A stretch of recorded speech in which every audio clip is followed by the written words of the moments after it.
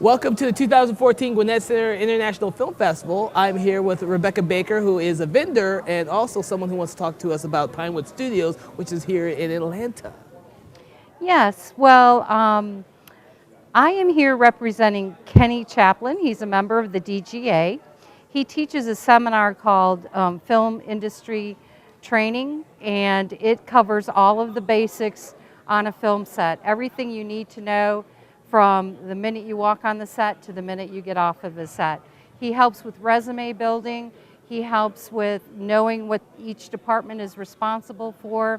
It's a lot of hands-on training. And this year, Pinewood has come after us for him to produce a show there. And we will be at Pinewood September 27th and 28th. That's a Saturday and a Sunday. So I know it's a long drive from Atlanta, but it's a Saturday and a Sunday. That's perfect. Kenny's shows normally sell out within a couple of months. So we recommend that you sign up quickly. We're listed on Eventzilla. And the cost of the program is nothing compared to what you get out of it. So I'm really proud to be here on behalf of Kenny Chaplin and the Film Industry Training Seminar, as well as on behalf of Pinewood.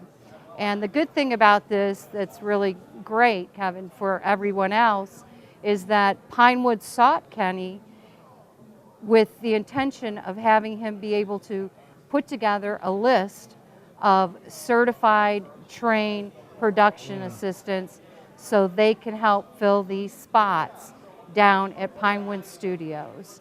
Right now, they just don't have enough certified people to take care of these open positions, and our job is to put Georgians to work. So rather than bring them in from LA or New York, we want to bring them in from Georgia. And that's a great thing too, because you're right.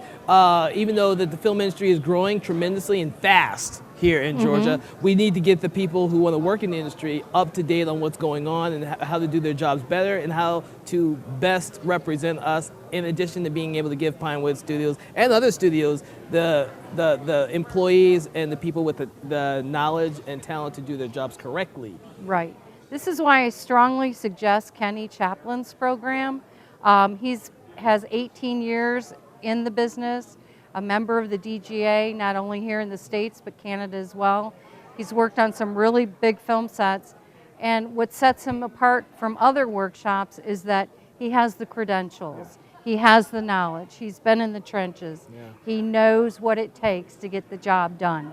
And his main purpose in doing this is to put people to work, to help them realize their dreams and becoming a part of the movie business. Yeah, and there's a lot of people out there. I mean, this film festival itself is designed to help people to get to know how to get into the industry. We have the panel discussions and we have the workshops to help indie filmmakers and regular people come in to get the knowledge they need to get into the industry. But you and Kenny have been doing a tremendous job on giving them practical knowledge and the right training in order to work into this industry. Exactly. And we come to Atlanta twice a year normally, but we travel the nation and teach this all over the States, and we will be going internationally pretty soon. Oh, nice. So yes, we've got some international people that have reached out to us that are very interested in Kenny bringing his program there. So we're very excited. Very excited. Well, I'm excited because unfortunately I'm an indie filmmaker, so I don't know all the right way to do things, and something like this would be a great opportunity for someone like me. Let me sign you up today. Limited seating, okay? Sign up today. I'm not kidding you. You need to sign up before this class is filled, and it will be filled. I no matter time. I don't doubt it. So I don't doubt it. It's worth the investment. There you go. So any other words you'd like to tell the people about the class itself or about the importance of doing something like this? The importance of the classes, we have a lot of people that graduate college, they start in the indie film, they're looking for a way to move up the ladder, to get into the bigger arena, the bigger projects. You cannot do that without making the connections and the networking. And this is something that's very key. And the only way you're going to meet people that are going to help you network in the right areas and the right arenas to get you to go where you need to go are people that are in there. Yep. So you need to get in there. You need to get your foot in the door. And he's going to show you how to get your foot in the door. Yep. Okay? We have great success stories. Great success stories. So we've got people that have been working on feature films after his seminar. So very good feedback and great success. Excellent. Especially like we were saying in Georgia, how things are growing by leaps and bounds. It's great to showcase the talent that we do have here in Georgia, as well as, you know, the surrounding states, and it's international as well. But this is a great opportunity to showcase what we can do here. Pinewood is very finicky. They're very particular. They have a lot of, well, they've been around for a long time, as we all know. They have a lot of bylaws that they have to follow, and they're very particular who they bring in that they will allow to have that Pinewood stand next to them. And how Kenny got into Pinewood was he was teaching one of his seminars here last spring, or excuse me, it was last March, February, March, and the executives from Pinewood went down there and went to his seminar, were totally blown away because they've been going to all the seminars here in the States and here in Georgia, and Kenny's was the one that drove it home for them. And we're just honored and thrilled to be associated with Pinewood, and this is just a great opportunity for anybody at all looking to, whether you're somebody who, like myself, I was in another business, I was in the hospitality business, I became unemployed. I knew that this industry is growing by leaps and bounds. I reached out to Kenny, I actually took his course. That's how I became, you know, Kenny's unit production manager. But I took his course, and after taking his course, I did, well, my first film that I worked on was Zombie Crush, which is showing here today. That was my first film, and I worked on several other films. I work with a lot of film festivals, the Atlanta Film Festival, the Rome Film Festival, Macon Film Festival in Savannah, and a couple others. So it has definitely helped me tremendously. Yeah. Tremendously, so. Well, Yeah. thank you very much for coming out. Oh. And we want to make sure that everyone does look for this class because it is invaluable to anyone getting into this industry. And I look forward to seeing you again. Okay, come on down to my booth down there, and we'll get you signed up today, right now. My name is Audrey Bell Kearney, and my company is Miss Boss Media. I am also the founder of HerTube.tv, and HerTube is a video and television network, and we distribute content across TV and the internet and apps and mobile devices. Right now, currently, I'm working on a talk show called Perspectives, a reality business TV show called Ms. Boss Atlanta, and a film festival we just launched last week, and also we're going to be doing a sitcom that's very interesting, and a fashion television show. Ooh, okay.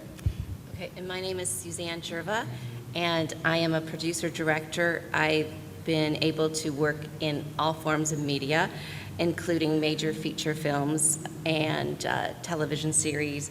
I finished up a documentary that's screening here called Fabulous Ice Age. I was a co-producer of that film. I am finishing up another film next week called Jurva, another documentary, and I have a new series that I'm really excited about, but I can't say anything more than that. That will be on a network. And what else am I working on? That's about it, but I've been able to work in everything on films from IMAX, large format films, to the smallest form of media, the mobile phone, for Nokia mobile phones. Okay, well, I'm going to start off with one question. Do you guys, are you only produce, or do you guys like to act or do anything else? Or No, I don't act. Pretty much I just do production and distribution. No acting for me. I am a producer and director. I'm not an actor at all. And I was a studio executive for years at DreamWorks, and I do research on major, big productions. Okay, so we're going to go ahead and open up the floor and let these guys ask questions. I'm going to pass the mic around and to these guys, and kind of wish they'd all come up on the front floor so you all can see their faces. But that's, well, I was kidding. But we're going to open up questions. Where do you guys want to start? Anybody? Questions? All right, I'll take it back there. I wanted to ask, what was your path to being a producer? How did you get to a point where you have the ability to produce film? You want to go first? I guess I would say I had a very unusual path, and that's why I'm always encouraging to people to whatever, everybody's path is different. This is an industry made up of people with all different walks and backgrounds, and there's no right way to do anything. I actually have a degree from an engineering school. I did not major in film whatsoever. I am a technical person, I guess, at the start. And then I went to Los Angeles, and I worked my way up, basically, worked from the bottom up. What I feel my strong suit, why I was able to be a producer, is I am always the person I am not the smartest person, I am not the most talented person, I am not the most anything person, but I will work harder than anybody else. And that's what I think anybody needs to be a producer. And you have to know your voice and know what stories you want to tell. I thoroughly believe in that too. You can produce you can produce anything really, but you really, at the end of the day, the good stuff is when it's what your voice is. And so I strongly believe I'm always reading, I'm always flipping through, the poor newspaper. I still like the physical newspaper. It's holy by the time I'm done with it, because I have files and files and files and files of articles. So you have to, that's the other thing too. Always read, always write, and you can work harder than anybody else. For me, it was very unconventional too. I started out as an inventor, a long time ago, 1999, and that started me on my journey towards entrepreneurship. And I invented the first plus-size fashion doll, kind of to rival Barbie. Good for you. And that kind of took me into the space of business. So I spent 5 years manufacturing overseas, and when the economy went down, nobody wanted to pay $80 for a doll anymore. So the company kind of died out. And at that particular time, I had been doing it for 5 years, and people wanted to know how to do business. And so I started teaching entrepreneurship and working for Rutgers University as a small business consultant. And I got into media. Because of the dolls, I was asked to be on a radio show, and the guy loved me, and so I was hosting the show for a year. And when my husband moved we had to move to North Carolina the following year. So when we moved to North Carolina, I decided to go into the TV studio and ask them, did they want to do the show that was like my radio show. So I just walked in Rocky Mount and said, hey, listen, I had a show in New Jersey called Women in Business Today. Would you like to have this on your television network? And the station manager loved the concept. She pitched it to the station owner, and I got into television. I absolutely loved it. But I was from Jersey, so I spent 2 years in the country, and I was like, okay, I'm ready to go home now. So I went back to Jersey, and right around that time, YouTube had came out, and New York is known as Silicon Alley. And so they do a lot of video stuff in New York. So that was really hot at the time. So I spent 2 years just studying the industry, Visions 3 and My Damn Channel and New Now Next and all those guys for your imagination. They were all video platforms who was just coming out at the time. So I spent 2 years over there with them going to New York meetups, video meetups, and loved this industry. So then I went back to Jersey and I started producing 8 shows, money shows, business shows with women as the host, but it was so much work. And I was like, okay, this is way too much work for me. And I kind of backed off a little bit and continued to consult. And then last year, I moved here from New Jersey, and I went to get connected. And I was like, that's what I'm going to do again. So I launched HerTube last year in October. And what was exciting about that was the fact that I could be on television via Roku. And then here it is, Amazon Fire TV and Google TV. And when Google TV first came out, my husband bought me one for Christmas. And I was like, yeah, this is nice. And then I bought the Roku. And I was like, oh, this is nice too. And then I started seeing a lot of shows that I like. So after I came from to get connected, I said, you know what, I want to do this. And I did a casting call, and 300 women came to my casting call. I have 18 women on the network right now who self-produce their shows, and we're just expanding now to long-form content. So that's how I got into this industry. That's great. I have a question for you. As I told you guys, I'm pretty new to this. I went back to school at age 40 to become a digital media, into media and photography. What would you recommend for somebody like me who may want to become a producer? What do you recommend, for someone starting out? And are you just you have your degree? I just finished school. Okay, so in you have your digital degree? media. So you have a reel, you have a portfolio. Working on, yes, I have, well, yes, because that's something we had to do as part of school, is to get the Great. portfolio up. And So, have you showed your portfolio to people out in the industry, not in the academic setting? Been a little nervous because I'm not sure it's. Well, you got to do that, right? You got to take action. Yeah. Yep. Yep. Yeah. You got to, And I'm probably sure that I'd have somebody that would come and tell me if it wasn't right, stuff that's in it. if it's not right, it's great to have someone tell you it's not right so you can get it right. You're going to have to get it right. Yep. Okay, so start showing it to people, start asking questions, start asking people's input, and then you're going to have to keep expanding your portfolio and your reel. And if there's some things that are missing, you're going to have to go do it yourself, right? That's right. Yep. Yeah. And that's what I was going to say. You have to just take action and do things yourself. And right now, so many tools out there that you really don't have to wait for somebody to offer you something. Just make something. That's the most important thing about anything. You got to take that first step and do something. And the minute you start doing that, you'll see things start to kind of fall into place. And be around the people that are doing it. That's the other one of the most Absolutely. important things. Absolutely, yeah. And so then, me as a producer, I mean, you're going to have to be hired by producers, first of all, to ever get to be a producer. You're not going to, unless you have your own idea and you gather up the money. But still, it's good to be around with other producers to see how we do it. Right. So get hired by producers and work with them. And I often have people who say, I want to follow you around today. And I think that's fantastic. And I really encourage that with people too. Yeah, I kind of did that my senior year of college, and the person I wanted to shadow kind of shot me down. So I haven't been reluctant to try, but now I know it's not.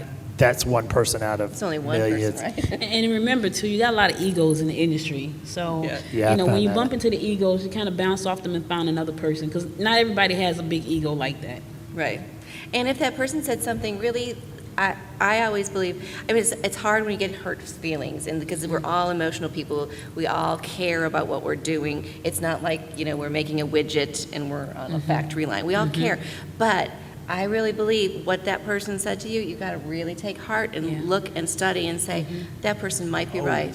Oh yeah, although he said no on the shadow, he was the first one to give me the critique on my portfolio site. So. Good. So just keep at it. I mean, that's really, it's, it's one Like step you in front said, of. just because I say no on the shadow doesn't mean that I won't help you with other things. Yeah, Good, well, that's good. That's a good contact then. That's good. Right. So- And you just don't let people, if they say no, it may be something that they're going through right now. It doesn't necessarily have to do with you, so don't let that stop you or deter you. Just take it as, okay, that person said no, next. Exactly, yeah. Thank you. Do we have any questions from the floor? Anybody? Sure. What exactly does producing entail? Like, how do you produce? And particularly, I'm interested in how do you get financing for a particular project? Whew. Well, I want to hear what you have to say. the projects that I'm doing right now, they're all self-produced, self-funded. So, of course, there are, Kickstarter and Indiegogo and those type of companies, but that's just like having a business. So you have to really put a lot of work into those crowdfunding platforms. And then there's family and friends, of course, and I'm talking about from the entrepreneurial side, but then you have to make them understand where their money is going and they may never get it back. So, and then if you can find an investor, now those are, really far and few in between and hard to find. But if you can find people, like one of the projects that we're working on right now, and it's about some flight attendants, all of the people that's involved, they just want to be involved. So they want to be a part of it. So they're not even looking for any kind of financial return at this point. If it's picked up by a network, then then there's a promise that if we're picked up, then you get paid. So it's that type of thing too. I haven't been able to greenlight any major features, but everything we're doing right now is self-funded. Do they, and you guys, it's a labor of love, and they got to share the love with you. Oh yeah, and that's what that particular project. It's exciting because it's really funny. It's a comedy, so they are all excited about the project, and they just want to see it get done. So it's a labor of love for them, and it's also it peeks into their life, so they know this is kind of like where I am and what I go through, and so that's why they're excited about it. But outside of that, I've just been doing self-funded. We have tried to do, we were going to do a film about Madam C.J. Walker, and we did a Kickstarter campaign, and that was a lot of work. And we did get some funding for it, and we started, and then her granddaughter kind of pulled the plug on us. So, yeah, it was that type of thing. But it was a lot of work doing it. It was like having a whole separate business by itself. Yeah, I would say this, with all the stuff that I've produced on my own, I've never used my own money. I've used my own time, but I've never used my own money. But I figure out what the niche is, what the where I can go, who could maybe be a sponsor, who could benefit from my project, and then I go to them with a real elaborate, detailed business plan. Number one, if you are a producer, you are a business person. You have to understand that. You are an accountant. You are your own lawyer most of the days. So it is a business. So I go to the people who I believe might be interested in my subject matter and seek funding that way, and then tell them the benefits of that. And thankfully, I've been able to come through on everything, and everybody has seen there's been benefits. So that's on my documentary side, how I've done that. On the feature side, I've been very fortunate. I was working at a major studio, and just was, when you're in. They had a budget. Yeah. They had a budget. Right. So anyway, so that's the different types of thing. And then the entrepreneurial side of me, I mean, when I first started doing mobile phone content, nobody was doing that whatsoever. We were the first company in Los Angeles to aggregate content for the mobile phone.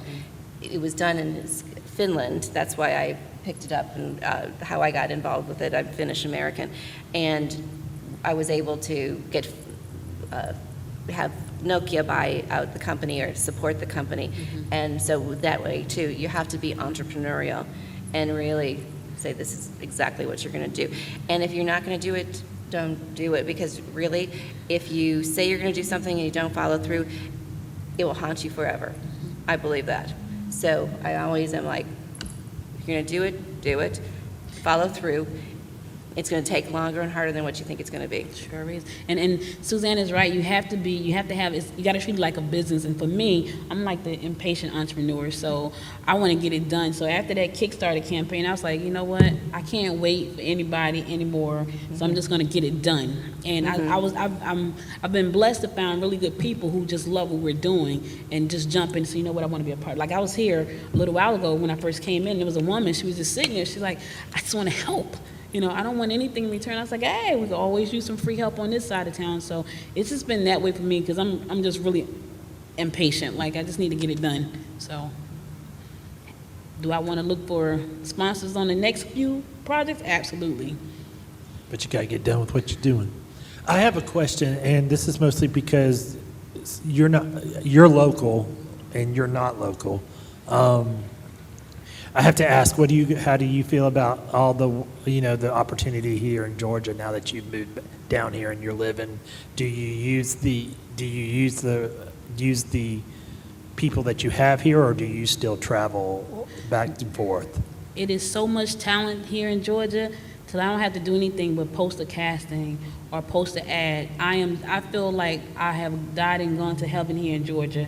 And I say that because coming from the New Jersey area, it's not any of this actually. They have some beautiful studios that they just, put up there, but it's not like down here. So it's a lot of talent here, and studios everywhere. I'm excited about that. It keeps me up at night. So yeah, I'm loving it here, and I'm using the resources and the people. Suzanne, I know you're from LA, but do you use the Georgia scene too, or? I've lived most of my life in LA, but I do live here in the Atlanta area. Yeah, I live here too. The projects I've been on recently, I've done a couple projects here in Georgia, yes, with all local people. But I still have found I've been going other places but just because my subject matter, one film I was always up in Michigan, and I have my kind of crew I like to use too, and It's okay. I'm sorry. It's okay. But hopefully I can transition to here. But you have to have the projects here first, and you're still mobile with your projects, right? Yeah, I still kind of but that will change my next. I'm cutting my next film, finishing my next film next week, and then I'm moving on to my other projects. Sweet. Thank you. Anybody else? Go ahead. You mentioned the kind of explosion of stuff being done here in Georgia, and I know that a lot of the filming is being done here, but the writing is still taking place in California. I'm wondering if, do you ever see that changing to where they kind of start splitting up where the writing is done, or do you see it staying in LA? Writers can write anywhere. Well, I mean the industry itself, obviously. I know most of my writers' friends are not in LA right now. The big A-list writers, they've been able to, they can live wherever they want. Right. If you're just starting out, though, I still think for the writing end, LA is the place to be because you do need, but agencies now are changing, the power is changing. Right, well, I was actually, I guess, more referring to the television, like the staff writing as opposed to Staff writing's the mostly in LA, but there's a lot of people who phone it in to LA. I mean, you have the showrunner, or the staff, you had writer and stuff like that, but scripts can be written anywhere, and that is the case. I think writers can write anywhere. I do think there is something about being with a bunch of writers which makes it easier. That's the part that I still miss, is that I could just go down to my local Starbucks and they'd be like, there's the writer from this show or this show or this show, and be like, hey, it was great to procrastinate in LA. So, but you can write here, and if you're good, your stuff's going to get to the top. And sooner or later, we are, rumor had it down the sawmill that we are supposed to be getting a studio here in Georgia somewhere not soon, but, down the pipe. So hopefully that'll change some things too. And, yeah. Anybody else? Oh, yeah. I'd be happy to hand it off to you for a while. Go ahead. I know you. Sorry about that. I didn't mean to ignore you. It's okay. I'm used to being ignored. When you're casting, what is the key thing you're looking in casting? Is it experience, or is it just according to what you're looking for? It's what you're looking with. For me, it's pretty much what we're looking for. When we did the first casting, we did it online, and we kind of looked at all the videos that were sent in and the personalities and the stories that behind the women. And that's how we were able to choose the ones that we chose. When we did our casting in person, we had them all in. And even though some had really good stories, they had kind of crappy personalities. So it was like, no, they're not gonna, they won't make it what we're trying to do. So it's pretty much what you're looking for at the moment. So a good personality goes a long It way. depends on what we're doing. You know, like what we're doing now, the sitcom, we need some funny people. You know, not play funny people, people that are just generally funny. And I met one person, she's not even thinking about doing it, but she is hilarious every time I see her. And I'm like, listen, I'm gonna tell her, you should come out for this because she is just funny, period. So. And for me, for casting, I have to like you. That's all. I need to know I can work with you for the next couple years. I need to know you're going to be there and do what you say, and if I don't like you, I'm not going to be used. Right, and that's important. Like you have to. I got to tell you this. Like, it was so funny. One of the young ladies we cast for Miss Boss Atlanta. Now, the casting director who actually cast her, she was like, I don't like her from the door. But here I am, soft-hearted, like, well, let's give her a chance, you know. So the first meeting she came into one-on-one, she was crying and she was telling us her story. And we was like, oh. So we did a meeting probably a couple weeks ago, and she said to me, I need to tell you something. And I said, what? She said, your website is ugly. And then she had an argument with one of the other ladies. It was crazy, but in the interview, everything was just came across. And so we were going to boot her. Like, she's about to get booted because she's going to cause drama on the show.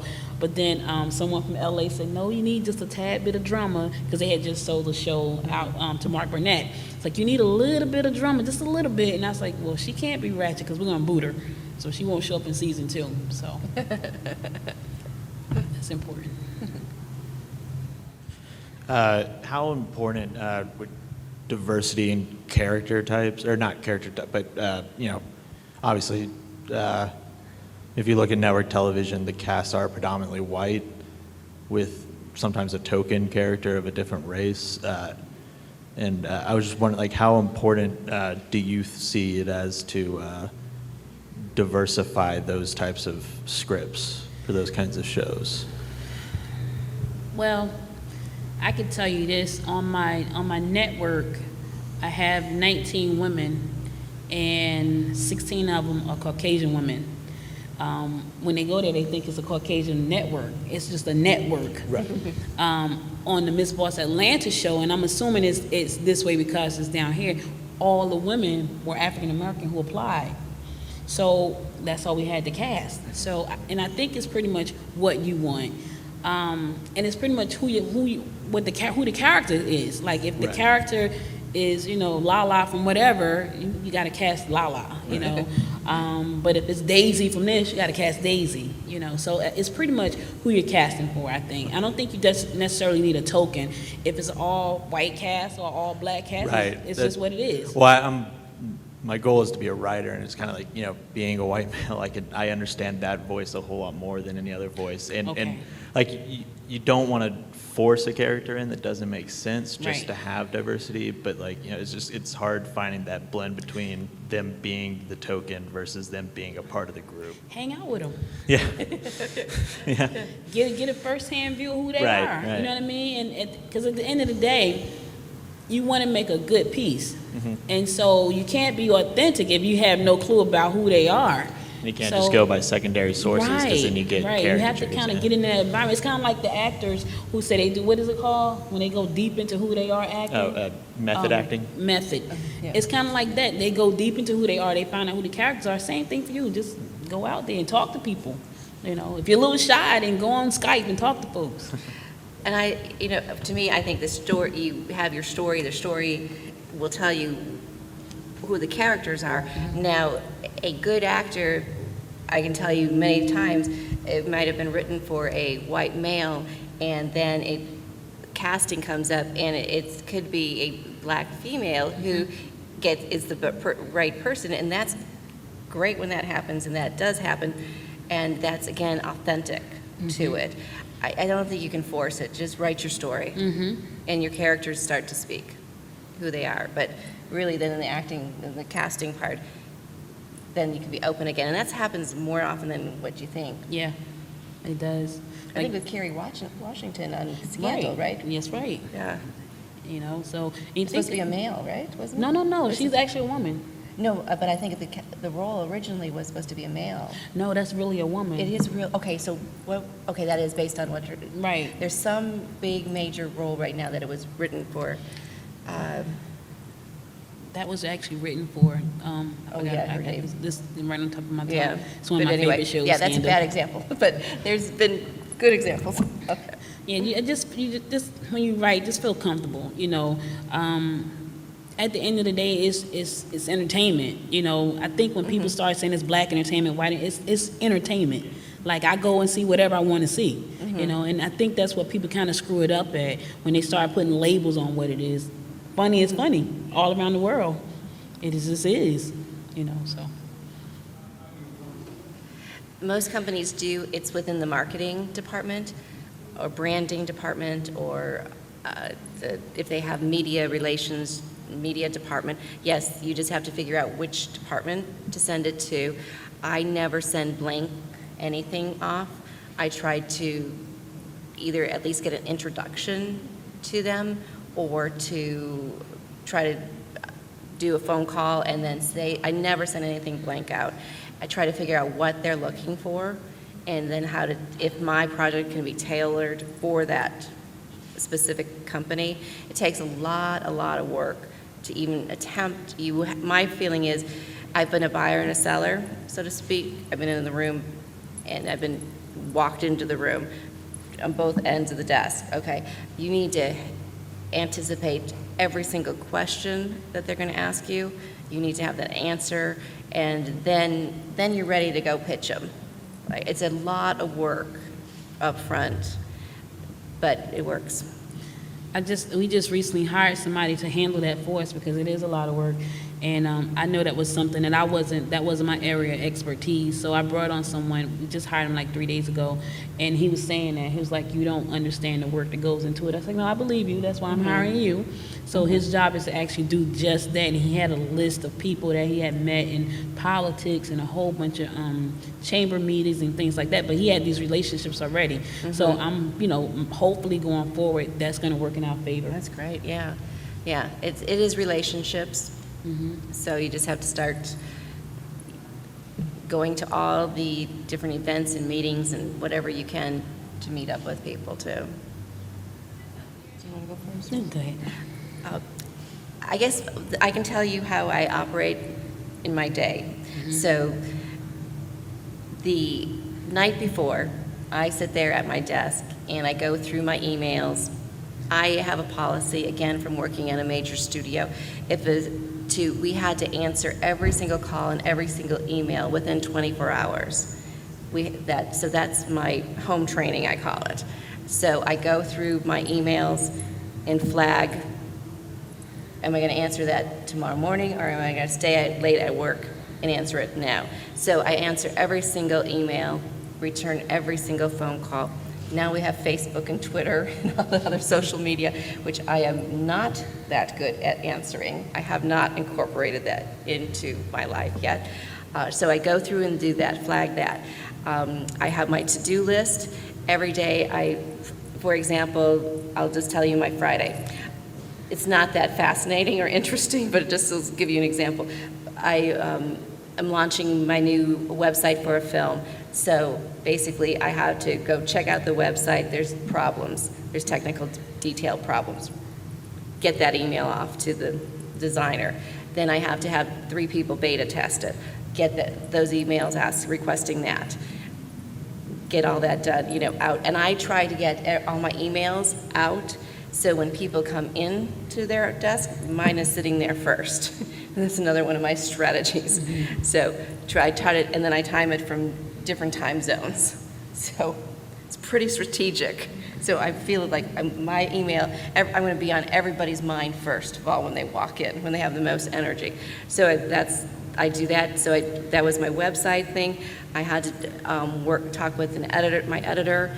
I was trying to find a new title sequence designer, a map graphics guy. So my graphics guy, I want to use somebody from Finland, so I just went on Elance, and there are a bunch of Finnish designers that I think could be good, so I just went through and kind of vetted all of them to see who I might want to approach.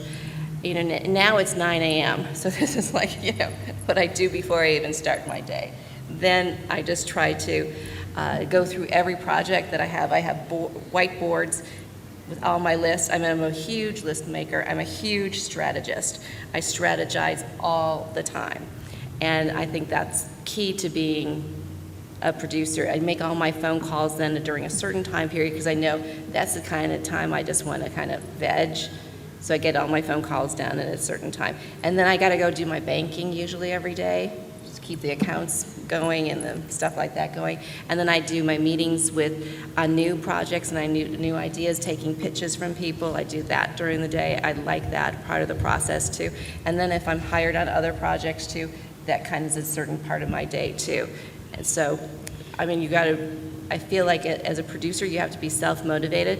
It's just me sitting in my office most of the time, and it's very easy to slack off. How do you travel? I mean, you're local here, but how do you when do you find time to actually get on your plane and travel to your office?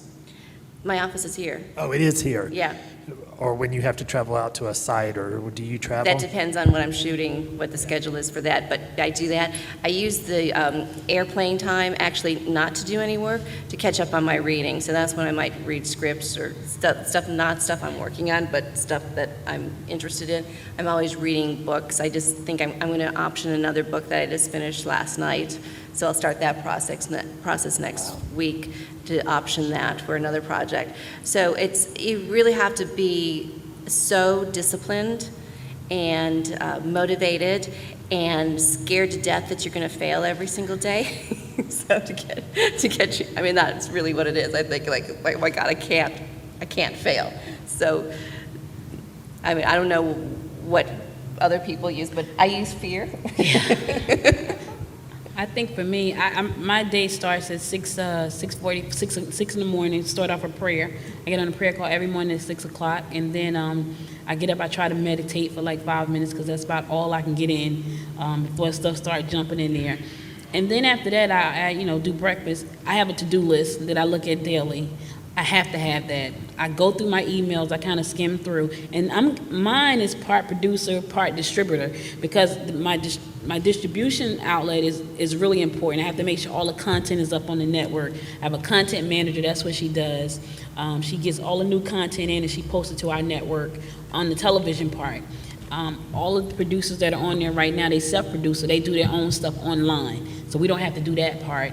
And it's constantly pushing new shows out, telling people about what we do, and that's me. I do all the marketing, all the PR, and I do a lot of to-do lists, I do a lot of networking, but I kind of, in the mornings, I go through my email, I skim through. Everything that looks important, I open and read. And I get more junk than anything, so it's not a lot. So, and I have two emails, one just for the consulting side of the business and one for the network side of the business. So I look at the network first, and then I look at the consulting side. But I'm out. When I do go out, it's mostly on Wednesdays. I try to schedule things on Wednesdays and Thursdays. Friday is really my day, and Saturday is my husband's day. So unless he goes fishing, then that's my day again to work. And I'm pretty much a workaholic, but you have to have some balance in there, especially when somebody else is in your life. So I kind of gave him Saturday, unless he goes fishing, and I'm working. But I do a lot of networking. I do a lot of conference calls. I do at least one conference call a day. Every Saturday morning, I do a team call, and we kind of give an accountability report of where we are and what we're doing, and set some goals for the next week. Anybody else? Go ahead. Okay, this is just curiosity, but what's the most unusual or the one that stands out the most project have you ever been on? Why? So I know what not to make their comment. You want a disaster story? Either one, whichever one stands out the most. I have a lot of really highlights in my career. I don't remember any disasters because why? Why remember those? Right. True. I would say that career-wise, the highlight for me, and I don't know how this will ever be topped, is I worked extensively on the film Saving Private Ryan, and I was able to present the film to Congress and to the military service branch in Washington, D.C. before it opened. I can't imagine I'll ever be asked anything greater than that to do, but maybe, and I'm open for it, and I'll do it. But that was wonderful. That was an amazing day. So, you know, I'm a kind of person, I just kind of think of the good. I don't think, I don't know, there's probably been a lot of disasters, but I don't remember them. I mean, in this business, I mean, it's, you have to love this. You have to love it, and you have to love it for yourself. You can't wait for somebody else to give you applause. But if you get applause, be grateful and thankful you got it.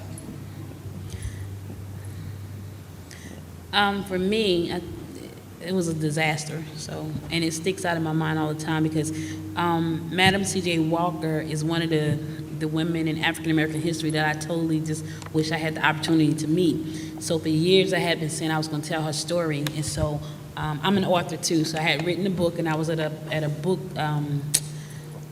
fair, and there was another author next to me. She wrote fiction, and I wrote nonfiction. And we got to talking, and she was like, you know, I was telling her, like, I really want to, you know, tell a story. And so we decided to tell the story together, and she was going to write it, and I was going to produce it. And she wrote all summer. She wrote the script. We were so happy, and she wrote it in such a great way because it paralleled Madam C.J. Walker's life to today. So we had a today's character, and it was going like, it was beautiful. And so we reached out to her great-granddaughter, and she was like, oh, yeah, it's great. I'm on board, blah, blah, blah, blah. We sent her the script and everything. And we did casting. We were about to go to production. And so because she was supposed to be in it, like talking about her book. She wrote the book called On Her Own Grounds. So we wanted her to come in and kind of have like a seminar segment. And she had said yes to all that stuff. And then I think she thought we weren't serious.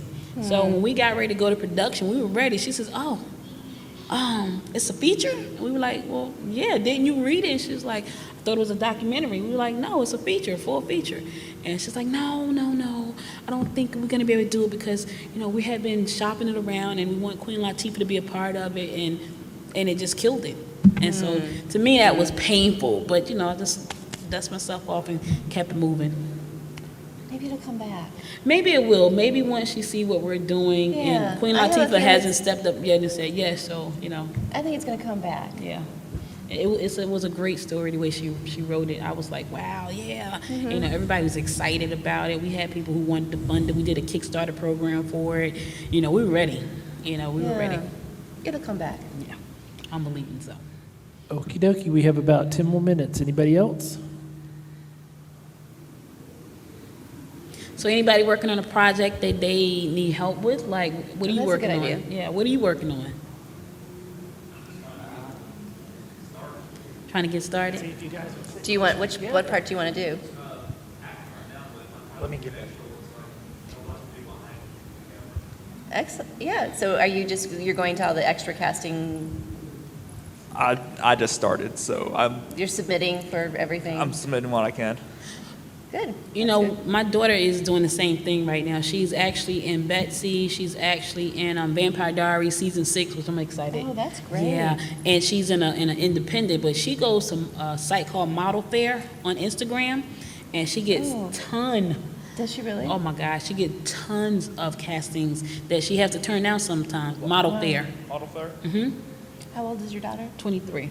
Wow. Yeah, she's out there. She's all over the place. Is she here in Atlanta? Yes. That's Entress'Ink? Yes, and some parts, like she said, there was a part in it was another movie she was in. Oh, I forgot what it was, but anyway, it was one, and they needed a coach, so it was an extra. He was in the background. He was so loud till they gave him a speaking part. He was just an extra. They gave him a speaking part, and that granted him $3,000 a day just because of that little speaking part. She's like, oh my God, you know, my brother's a coach. And she's like, he should have been here. He could have got that part. But the guy just started off as an extra, but he was saying something, and it came across so loud to the producer said, you know what, let's bring him in and give him a speaking part. So, yeah. Yeah, just submit and submit and Yeah. submit. And then take acting classes. There's a lot of acting classes around here. Start taking acting classes. Do improv, do stand-up comedy night. I mean, just get yourself out there. Get yourself out there. Whatever you can do, stay in front of the camera as much as you can. Yep. You never know who's watching. Exactly. I was just there last Wednesday at an open mic night. Yep. So yeah, just get yourself out there, and then you'll see if you like it. Mm-hmm. Because it's a hard process and it is boring. Mm-hmm. Okay, so being on a set is not glitz and glamour. So you got to see if you like it. I think always, because so many people just drop out there. Oh. And I'm going to tell you, my daughter and Betsy's in like the early 1900s or something. So they had to do a scene out in Conyers where the Ku Klux Klan had to come in. And so they had on all the old 1900 clothes. And she said to me, that was the freakiest thing. And they were there from 9 o'clock that morning to 6 o'clock the next morning. It was cold, she said. They were out in the field. It was. They were in a tent. And she said, oh my God, that right there almost did her in. She's like, I don't think I want to do this. And I was like, one little, she's like, you don't understand. It was long, it was cold, and it was so surreal to kind of see them ride up on horses with the, you know. Yeah, she was freaking out about that. But she stuck it out, so she's still doing it. So it'll give you the opportunity to see if it's something you really want to do. Because I still think that at the end of the day, she's going to be like, nah, I don't want to do this. So. You. Either one, anybody. Oh, I didn't see his hand. Yes. Okay, I've written several screenplays, attempted to submit them to production companies. Each time I get told that you need to have an agent at the big agencies submit your screenplay. You do, yeah. The big agencies don't return emails, don't return calls. You know, their websites will say, you know, very, very clearly that they do not want any unsolicited material, which is and that's true. So don't spend your time doing it. which is understandable. It's understandable. You know, it's a litigious society, so they're all paranoid about you know being sued. So I understand that. So I've basically you know faced this roadblock. You know, the agencies don't want to read my submissions, and the production companies and studios will not consider anything that does not come through the big agencies. You so know, I'm sorry. Oh, go ahead. One of the things you can do is try LinkedIn. And when I say try LinkedIn, I would say Twitter, but Twitter is just really busy. Become friends on LinkedIn with people. See, LinkedIn have all the business people. They're serious about business. Find out who you want to reach. Become friends with them on LinkedIn. Follow what they do. Join their networks. Join their groups. Get to know them. Let them get to know you. Post questions in the groups, things like that. So now people are looking at you. And LinkedIn, I use LinkedIn, I use Twitter, and of course YouTube. Those are the three that I use the most because Twitter helps me get all my stuff out when it comes to casting and film stuff. LinkedIn is where all the professionals are, all the PR people that I need to talk to, you know, all the producers are there. It's very niche, so you don't have to be all over the place. So I would say start at LinkedIn and build those relationships. And then now they're kind of, you know, when they see you working on something, they may say, what are you working on? You know, so that's what I would say start at. Okay.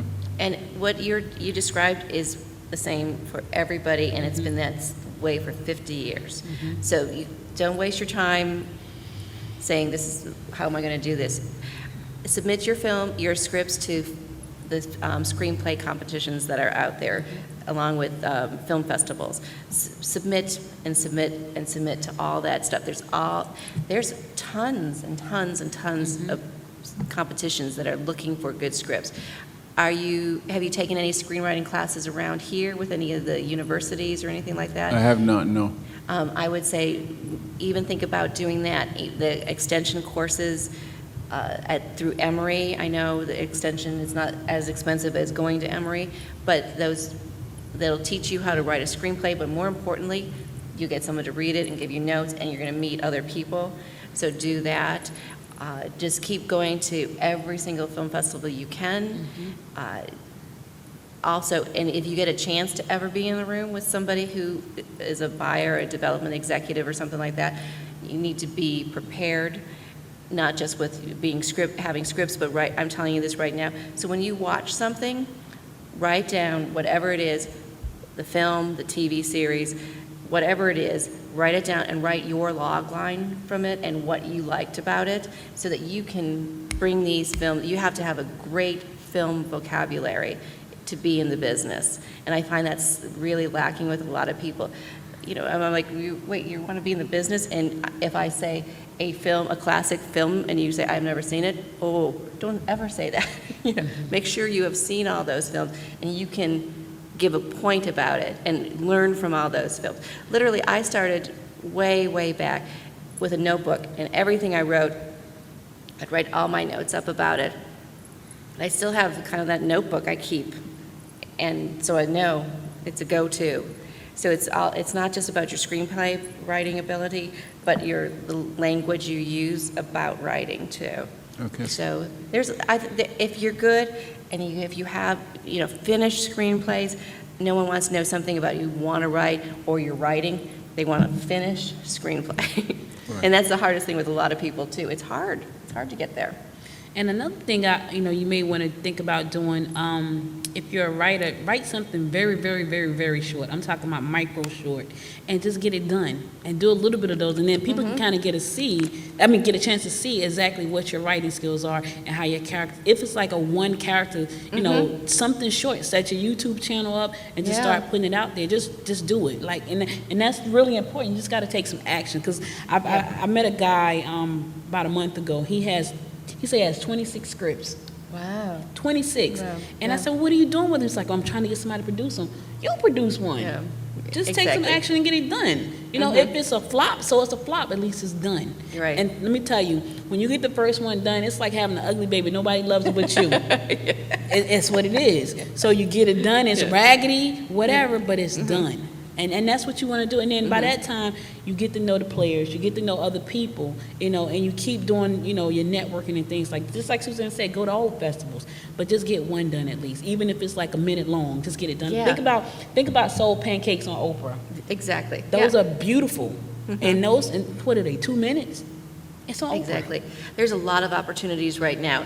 You can even, if there's something you're passionate about that needs a change, write up something, make it innovative, make it you, and do it, and then get it out there, and people will come to you. People are always looking for a fresh voice and somebody who has an innovative way to look at things.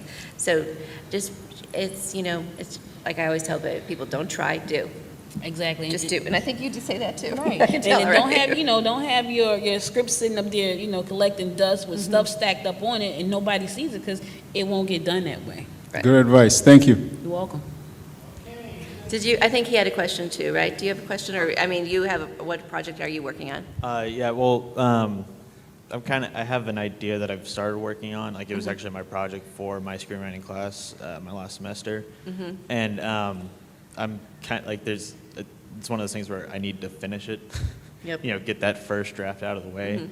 But one of the things that's kind of perplexing me is the project, I wrote it as a film, but after discussing with the professor, who actually, Jeffrey Stepnikoff, I don't know if you've heard of him, but anyway, he wrote for Dawson's Creek, and he's now mainly a novel writer, but he pointed out that it works as a TV show, and I guess I was wondering, would you suggest doing a movie or as a pilot? That depends what the project is and how it speaks to you, truly. Okay. And do you want to be a TV writer, or do you want to be a feature writer? No one can answer that but you. Right, okay. I met with a gentleman yesterday. He started out writing for theater, and so one of his pieces is now about to become a sitcom. So he's like, and he has no clue about how to make that transition. However, he's willing to learn, because people liked it so much, so this needs to be a sitcom. Even though he's been writing for theater for years, it's now becoming a sitcom. Yeah. Okay, well, I hate to do it to everybody, but we have ran out of time. That's okay, she's laughing. Welcome to the 2014 Gwinnett International Film Festival. I'm here with star Terry Mitten and screenwriter KEN.LEMM from the film A Horse for Summer. Yes, that's the one. Yes, which is one of our films this year that we are focusing on children and family films, which we didn't do last year. But this year we wanted to make sure that we encompass all the different types of genres and all the different types of audiences, and your film was one of the features that we wanted to do that with. So, Ken, can you tell me a little bit about the process coming up with this film? I can, or actually. The story itself as yeah, well. I had been friends with a producer for several years, and she contacted me and said, can we write a film about horses that I can film on my ranch in Arizona? And that was kind of all I had to go on. And thought, okay, are we doing horror? Are we doing Christmas? What are we doing? And it just came together, kind of an inspiration. And Terry Mitten had been in a short that I filmed in Birmingham a year ago. And I knew immediately from having seen her in that role that she was perfect for this film. So rang her up, and there she was. Okay, and I how long? checked my schedule, and I was You're available. So how long did it take you to write this? I wrote the script in about 3 months. Oh, okay. Except because we were working on such a tight budget and time frame, we made some pretty big changes to scenes and sets and things to minimize time of filming and cost of filming. So there was probably a good 3 to 4 week rewrite that was just based on those reasons, you know, to minimize sets and things like that. So. Okay. Yeah. So, Terry, tell me, what was your reaction to reading his script?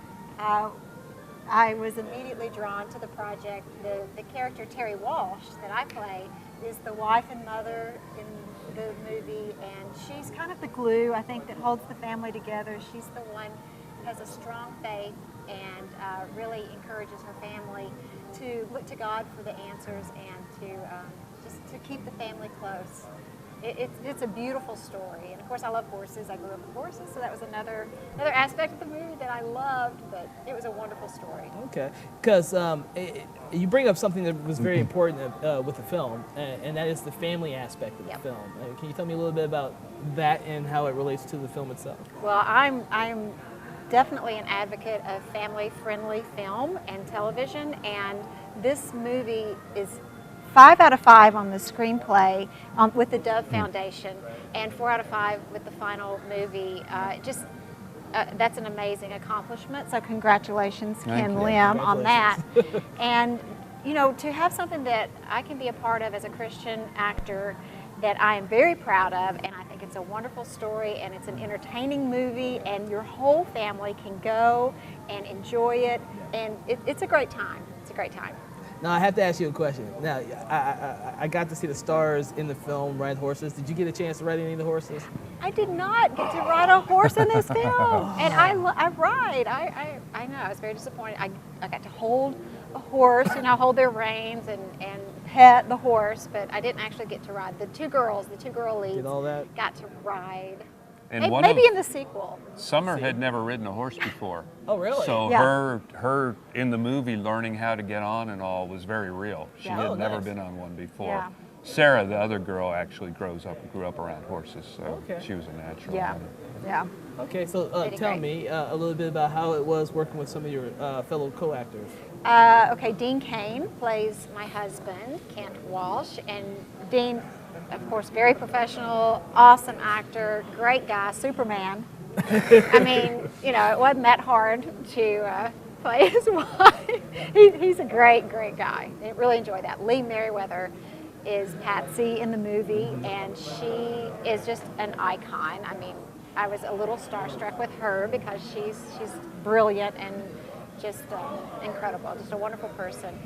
And then Christopher Adkins, who plays Pastor Bob, he's just so much fun and such a great guy, very, very good actor. And he and I are going to actually be working together on another project that Ken has written called The Sparrows that's coming up this fall for television. Okay, you want to tell us a little bit about your new project that y'all are collaborating on? Yeah, you know, we found by doing this film that there was such an audience for this kind of wholesome entertainment. And we started working, Terry was a part of it, and the director and producer, on an hour-long family drama called The Sparrows. And it's just good old-fashioned family entertainment, family dealing with some really rough issues that come up along the way and tough decisions and figuring out how to deal with it. And we've already got a commitment from Fox for 12 episodes. So we start filming in September, and it's just another wholesome, real people dealing with real challenges. Yeah, You which know. is one of the great things about A Horse for Summer is that Right. that's what you're dealing with in that movie. Right, right. And I'm sure a lot of the younger viewers who watch the film will be able to empathize with the characters. because they're so realistic for young girls that age. Yeah, exactly. Yes. And well, when we were in Los Angeles last week for the red carpet premiere of A Horse for Summer, and after the screening, this little girl, I think she was 6 years old, stood up, during the question and answer, and she just said, "This movie just touched my heart." And then she started crying these tears, and we were just The entire audience just melted. And You it's like can't ask for that. yeah, that's what we want. We want to touch people's lives with the work that we do, and with a wonderful script like A Horse for Summer that became this beautiful film. You're going to touch lives, and the same we're hoping for the Sparrows. The other response we're getting, and we're getting it from a lot of young people, are really seeing a story about why forgiveness is important. And I think, the teenagers and all, they know they got to forgive a friend that said something bad or something like that. But this is a real story where they really see someone do something not right, even if it was for a good reason, and how important it was that they be forgiven. And so that was one of the main themes in this story, and seems to be getting the kind of reaction. Yeah, well, in that, because I don't want to give away too much of the plot, but that theme is so prevalent because you have this young lady who's thrown into this very wholesome family who has their own family issues, and then the young girl who comes in there with her own issues, Right. and then she's learning to use that to overcome her issues and help this other family who has their own issues. And by the end, they kind of all come together and find like this little meeting ground in the Right. middle. Right. And that's one of the great things about the film. It's very encouraging. Yes, it's to very know. yes. Yeah, and that's what we want. We want to encourage people that, even if you do something wrong even if it's for the right reason, you can get forgiveness, and life can go on. There's going to be consequences for your actions, of course, but that you can have that forgiveness, and life is good. One of the things about the film that was really great for me, and this is one of the functions of indie films, like all the ones you're showcasing here at the festival, is me as a writer got to be on set. We filmed this whole thing in 9 days, and I got to be there 9 days. Yeah, it was. I'm now more impressed. We had a real taskmaster, Well, when you're working with budget and when you're working with name actors that you can only afford for a certain number of days and all, you learn how to economize. But as a writer, I got to be on set for the whole 9 days, and I not only got to be there, I was welcomed as a team member. So, Terry would come to me and ask if I had thought, different ways she wanted to say a line or different words or anything. So once we got to that point, it was a real team effort, which was great. I don't think most writers get that opportunity. And that's invaluable as an actor to have you there. You have a vision of what this character is doing Right. and how you see it playing out. And for us as an actor to be able to actually go directly to you and say, what are you seeing happening here? When you say this, what are you wanting to happen? Right. And that's awesome. That was really, really special. I'll say you've had more success in that than I have as a writer. I get kicked off, and I was like, okay, that's fine. Yeah. Don't ask me for anything. I wrote it. Then I'll let you guys do what you want to.